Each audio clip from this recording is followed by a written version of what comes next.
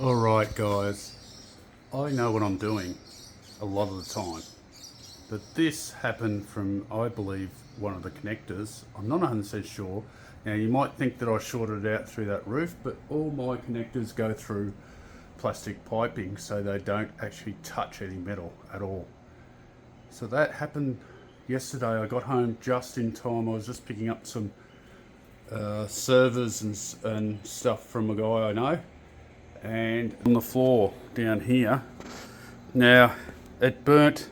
I had a Paslow nails sitting there with gas. I almost had the whole shed up on fire. I had one of these rubber bike tubes that had melted all the way through. It's half gone, it's in the bin now. I think I even melted a little bit of one of these big boys. I can't see it. Yeah, there it is, right there.